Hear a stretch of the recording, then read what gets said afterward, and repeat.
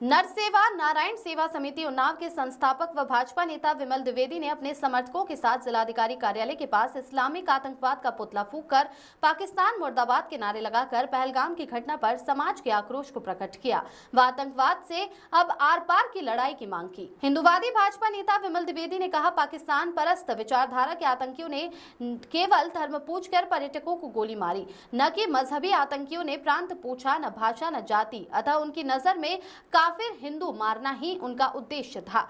पहलगाम की कायरतापूर्ण घटना, जो कि हिंदुओं का प्रायोजित नरसंहार है, इस्लामिक आतंकवादियों द्वारा ये हमला भारत में रहने वाले समस्त हिंदू समाज पर है। इस नरसंहार को भुलाया नहीं जाना चाहिए। विमल द्विवेदी ने केंद्र में बैठी मोदी सरकार पर लोगों को भरोसा रखने को कहा है। उनका मानना है कि सरकार इसका भयानक बदला लेगी इन आतंकियों और उनके आकाओं से। इस अवसर पर हिंदू जागरण मंच के जिला संयोजक अजय त्रिवेदी, राधेश्याम शुक्ला, राकेश राजपूत, आचार्य कमलेश वाजपेयी, राघवेंद्र पांडे, एडवोकेट नीरज, अनिल सोनी, अभी तिवारी, केतन अवस्थी, बिल्लू सिंह, अभिषेक तिवारी, योगेंद्र तिवारी, आलोक शुक्ला, सर्वेश अमित तिवारी, धर्मेंद्र शुक्ला, वाशु मिश्रा, अशोक चतुर्वेदी, संदीप सिंह, अमित विमल, सुवेद शुक्ला, सुधीर शास्त्री, पवन निगम, कमल वर्मा, शिवसेवक त्रिपाठी आदि सैकड़ों लोगों ने आक्रोश जताया और पाकिस्तान मुर्दाबाद के नारे लगाए। हिंदू ध्रुवलाल साहू की रिपोर्ट। इस तरह से कल पहलगाम में यात्रियों से उनका धर्म पूछकर आतंकियों द्वारा उनको गोली मारी गई है,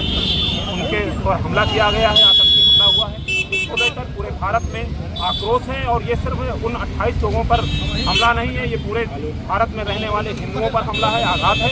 जिस तरह से आतंकियों ने हिंदुओं को ही सिर्फ अपना टारगेट किया है और जिस तरह से सिर्फ नाम पूछकर और धर्म पूछकर उन्होंने गोली मारी है, जी पर भरोसा जताते हुए ये उम्मीद करता हूँ कि इसका मुंहतोड़ जवाब दिया जाएगा और जल्द ही जल्द इसका बदला लिया जाएगा। इसकी लड़ाई समस्त हिंदू समाज से मैं मांग करता हूँ कि इसकी लड़ाई आर पार होनी चाहिए। हम सबको भी जागरूक होने की आवश्यकता है कि यहाँ रहने वाले जो पाकिस्तान का गुण गाते हैं, आतंकियों पर अपना समर्थन देते हैं, ऐसे लोगों पर ही हम लोगों को नज़र रखने की ज़रूरत है। इन ऐसे लोगों को उससे दूरी बनाकर रखने की ज़रूरत है, क्योंकि लगातार हम लोगों पर ये हमले होते आ रहे हैं। हिंदुओं पर जिस तरह से टारगेट किया गया है वाकई में निंदनीय है।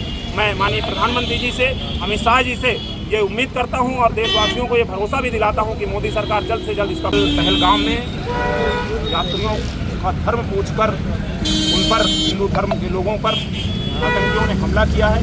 वो पूरे देश, सिर्फ 28 लोगों पर नहीं, पूरे देश के हिंदू समाज पर ये हमला है, वो वाकई में निंदनीय है। इसके लिए हम सब कड़ी निंदा करते हैं और माननीय प्रधानमंत्री जी और मोदी जी सहित अमित शाह जी पर ये भरोसा जताते हैं कि इस आतंकी हमले का जल्द बदला लिया जाएगा। और जिस तरह से पाकिस्तान लगातार इन आतंकियों को शरण देता आ रहा है, आतंकियों के द्वारा भारत के लोगों पर हमला करवा रहा है, ये वाकई में इस तरह पाकिस्तान पर मोदी जी को जल्द से जल्द कोई ना कोई निर्णायक स्थिति पर पहुंचना चाहिए।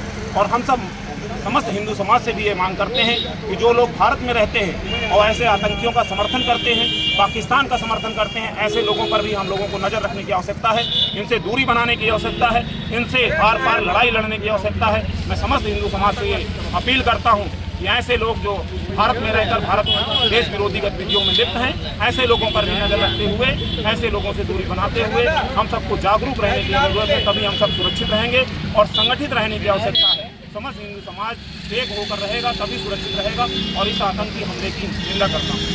पुतला जलाकर विरोध दर्ज कराया गया।